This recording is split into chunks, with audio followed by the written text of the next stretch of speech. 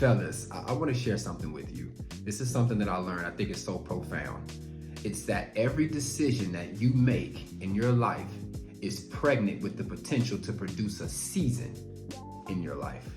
Meaning that every decision that you make are seeds sown today, which produce a harvest in your life tomorrow. Why am I saying this?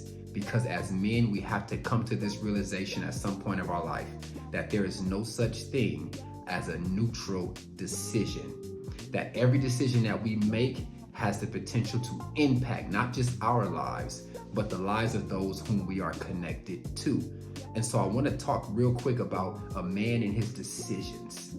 A man and his decisions. And so since our decisions as men weigh much, it is our responsibility. It is imperative that we understand that before we make decisions, since they weigh much, we must weigh them first. Meaning that we must weigh them, our decisions, on the scale of wisdom before we make them. Because watch this, your decisions determine your life story. You gotta get that. Your decisions will determine your life story. Your decisions will determine your relational story, your financial story, your parenting story. But ultimately, something that's so important is this: your decisions will determine the quality of your reputation. Yeah, and a reputation is so important. It's not just important to you. It's not just important to those that you lead. It's not just important to those who are important to you, but they are important to God. Watch this. One of the most wisest men who ever walked the earth, he pins this in the ancient scriptures. This is King Solomon. He says that a good name is more desirable than great riches, and to be esteemed is better than silver and gold. Now, when he says a good name, what he's referring to is our reputation. Our name is our reputation. It's our track record. It's our character. It's what we are known for. And one of the things that has the potential to make or break that reputation is our decisions. And so when we start talking about scaling the skill of decision making, when we get better at decisions, then there are other areas that begin to improve as well. One of those areas are emotional security. When we start making better decisions and we start making that a priority, here's what happens. Then those that we are leading, those who are important to us and connected to us, they don't have to engage in an emotion called worry. They don't have to worry. And I don't know about you. I don't know if you're in a relationship or if you're married, but whenever a woman begins to worry under our leadership, then it's going to show up in ways that might start to aggravate us. It starts showing up in ways that we might attribute to their character, right? It being their problem, when it's really their reaction to our inability to make good decisions. And so it starts showing up looking like micromanaging, where she's over your shoulder. She wants to micromanage everything that you're doing. It starts showing up looking like she's questioning your decisions now. You may even experience it in a lack of intimacy, because what happens is bad decisions at some point produces within her a lack of desire to want to be intimate with you. So listen, making better decisions helps that. Another area that improves when our decisions improve is our communication. When decisions, making good decisions, becomes a priority for us and it becomes a habit for us, then what happens is that our communication inevitably improves. Because at some point you realize that in order to make good decisions, it requires communicating those decisions before and after. And in order for us to communicate those decisions, we must know how to do that clearly and concisely.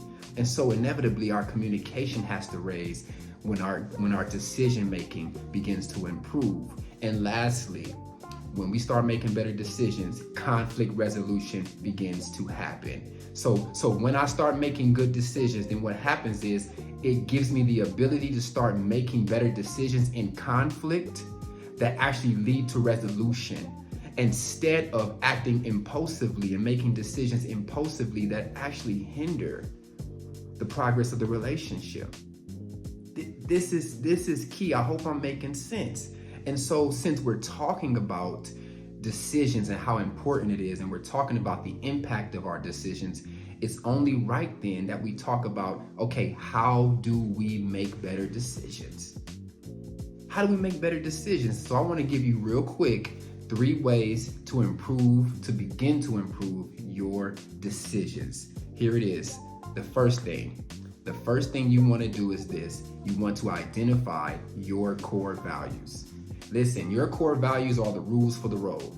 It is the map by which your decision-making process actually follows.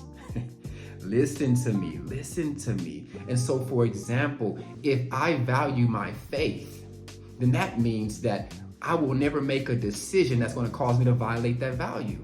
If my family is a value of mine, then that means that when I make decisions, I'm considering them. I'm considering the impact it's going to have on them, and I'm also considering their input, right? So that's number 1, identifying your core values. Number 2, explore your motives. Andy Stanley says something, he writes something about when it comes to making better decisions. He says this, that we need to start asking ourselves this question: why do I really want to make this decision really? The emphasis is on really, right? Because at the end of the day, we can ask ourselves why we want to make this decision, and we can be real surface level. We can convince ourselves that we want to make this decision because of a good reason. But when we put the really on the end of it, it causes us to dig deep and to actually pull up or pull out the real motive behind it. Why do I want to make that decision? Why do I want to go in that direction? Okay, and lastly, number 3. So number 1, identify your core values. Number 2, explore your motives. Number 3, you need to seek wise counsel. You need to seek wise counsel.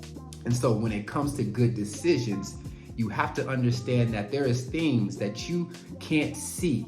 There are things that are outside of your vision, right? That only others can see, that others can only assist you with.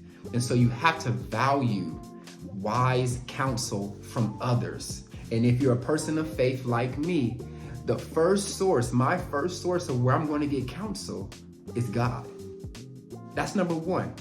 God, what should I do here? Lead me, right? After God, then I go to wise counsel. Then I go to people who have a degree of expertise and experience in an area where I need this help in this decision. And I really believe that if you really take these keys and you really take it serious to make better decisions, then it's going to improve your life, and you're going to experience the transformation in your life, and your future is going to look way different than it would have if you've never gotten these keys. I promise you. And as always, if this video has helped you, just share it. I want you to share it, right? That's the first thing. I want you to like it so that we can get this video in front of as many people as we can who actually need this. And lastly, subscribe so that you can stay up to date with the content that I create on a weekly basis. And so until the next time, peace.